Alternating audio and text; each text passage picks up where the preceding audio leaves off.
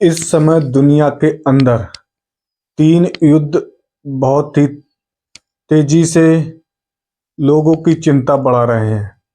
आपने सुना होगा, पाकिस्तान और अफगानिस्तान के बीच युद्ध चल रहा है। रूस और यूक्रेन के मध्य युद्ध चल रहा है। इजराइल और ईरान के मध्य युद्ध चल रहा है। लेकिन इस समय सबसे ज्यादा सुर्खियों में रहने वाला युद्ध है इजराइल और ईरान का। इजराइल और ईरान का युद्ध इसलिए है क्योंकि इस युद्ध में दोनों तरफ से अन्य देश भी लगे हुए हैं। इजराइल की तरफ से अमेरिका और यूरोप के देश लगे हुए हैं, जबकि ईरान की तरफ से रूस और चीन, पाकिस्तान, अफगानिस्तान जैसे कंट्री उसका साथ दे रही हैं। लेकिन क्या वास्तव में इस समय दुनिया के अंदर युद्ध अपने आप को ये साबित करना चाहते हैं कि अब दुनिया में केवल एक ही बात लोगों को समझ में आने लगी है कि जिसके पास पावर ज्यादा होगी वह सब कुछ कर सकता है। इजराइल की तरफ से खुलकर अमेरिका साथ दे रही है, इसीलिए ईरान के सारे ठिकानों पर इजराइल ने मिसाइलें और ड्रोन जैसी बहुत सारी घातक सामग्रियों का प्रयोग किया है। ईरान के सेना प्रमुख मुआवी को मार गिराने की पुष्टि की जाती है, जबकि इजराइल की तरफ से बहुत सारी मिसाइलें दागी जाती हैं और इजराइल का दावा है कि हमने ईरान के 600 से ज़्यादा नागरिक मार गिराए हैं, ऐसा पुष्टि की जाती है। मुलावी, जो कि इजराइल के एक सेना प्रमुख के नाम से उन्हें उपाधि दी जाती है, उनको मार गिराने की पुष्टि की गई है। लेकिन क्या वास्तव में इस तरह से देश के और विदेशों में और दुनिया में अगर युद्ध चलता रहा तो वास्तव में हमारे संसार की क्या स्थिति होने वाली है, आप लोग इसकी कल्पना नहीं कर सकते। लेकिन भारत का रुख किस तरफ है?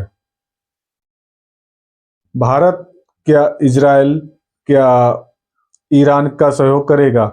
लेकिन देश के प्रधानमंत्री नरेंद्र मोदी ने खुलकर किसी भी देश का समर्थन नहीं किया है। लेकिन ऐसा माना जा रहा है कि भारत इजराइल की तरफ अपना रुख करे हुए है, क्योंकि इजराइल ने भारत को बहुत सारी संस्थाओं में सहयोग करने का वादा भी किया था और वादा करता रहा पुराने जमाने से। लेकिन भारत इसलिए खुलकर नहीं आ रहा है और मोदी जी इसलिए खुलकर अपनी बात नहीं कर रहे हैं, क्योंकि जब खुलकर बात हो जाती है तो दूसरे के नज़र में आप लोग आ जाते हैं। लेकिन भारत सरकार ने एक ही सख्त संदेश दिया है कि सभी मित्र राष्ट्र आपस में संतुलन बनाएं और सहयोग करें।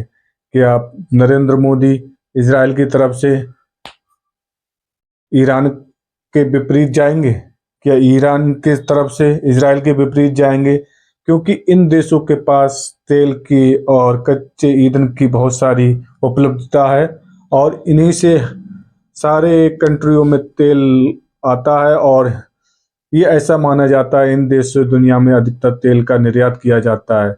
अमेरिका दबाव बनाता है भारत के लिए कि आप हमारा सहयोग करें, लेकिन ईरान ने अमेरिका के दूतावास जहाँ जहाँ हैं वहाँ पर बमबारी की है और अमेरिका इससे बौखला गया है। और अमेरिका ने आज दावा किया है कि हमने ईरान के सेना प्रमुख को मार गिराया है, लेकिन इसकी पुष्टि अभी ईरान ने नहीं की है। लेकिन दोनों देशों की तरफ से कार्रवाई की जाती है तो उसमें दोनों देश अपने आप को पीछे खींच लेते हैं, क्योंकि जिस कार्रवाई से उनकी जान हानि, क्षति, मलबा, नदी नाले, उद्योग, शहर सभी का विनाश होने को और बढ़ता जाता है और वायु प्रदूषण, जल प्रदूषण, बहुत सारी बीमारियां आती हैं, लोग देश से पलायन करना शुरू कर देते हैं। क्या वास्तव में अब इन तीन देशों में एक दूसरे से की तरफ से वो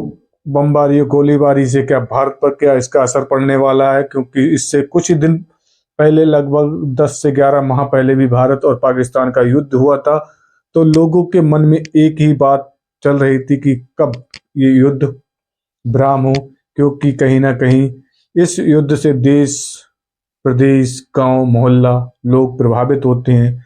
उनकी निगाहें रहती हैं कि कहीं ना कहीं डीजीपी नीचे डाउन हो जाएगी, सोने के रेट नीचे हो जाएंगे, तेल के कच्चे दाम नीचे हो जाएंगे, व्यापार हमारा कैसा होगा, सेवी पर इसका क्या असर होगा। बहुत सारी तमाम बातें होती हैं जो कि युद्ध पर निर्भर करती हैं। लेकिन इसराइल और ईरान के युद्ध से भारत पर इसका असर प्रत्यक्ष रूप से आपको देखने को मिलेगा, क्योंकि इसकी एक ही बात है कि भारत में हिंदू मुस्लिम लोग रहते हैं।